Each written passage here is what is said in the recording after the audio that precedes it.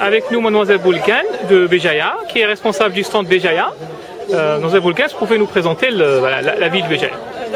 On a essayé de résumer un peu la culture et tout ce qui concerne la ville de Béjaïa en une affiche qui touchera un peu tous les côtés, côté historique, culturel et même sport.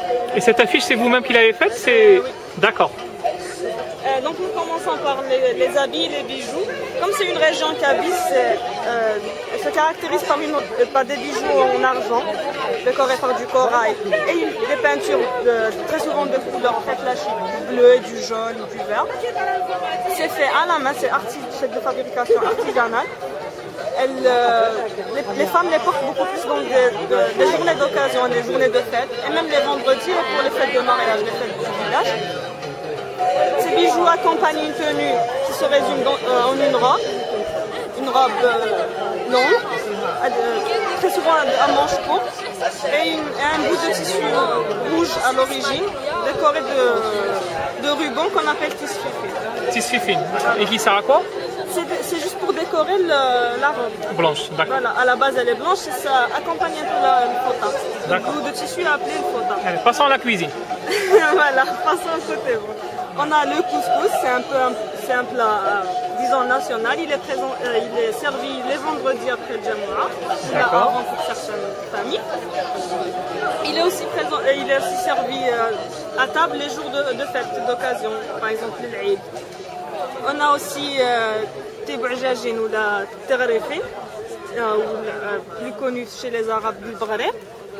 Ce sont, disons, des crêpes kabyles. C'est fait à base de semoule, mélangé avec du lait, de l'eau.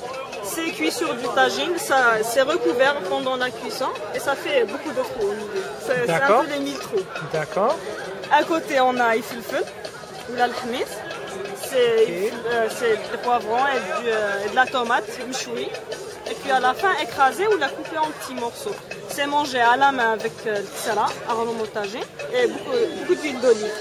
Ok, nous avons cité kerbabine, c'est ça? Voilà, l'asban. L'asban, mais c'est pas l'asban qu'on connaît. Il y a des gens qui le font à base d'abab. Alors que là, c'est fait à base de pâte. D'accord. C'est dans une terrine, ils mélangent beaucoup de semoule de grosse taille et de la menthe. C'est bizarre, mais il y a de la menthe et c'est très épicé. Il y a du cumin, et ça c'est quoi? C'est des figues séchées. Voilà, ce sont des figues séchées. Golkoukas et after.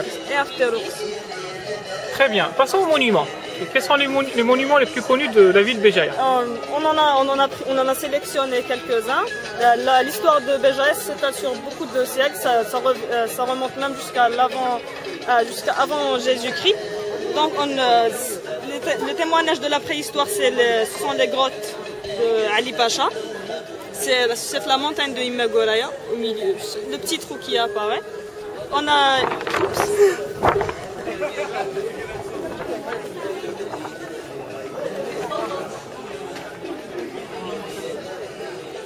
Voilà, un petit accident technique.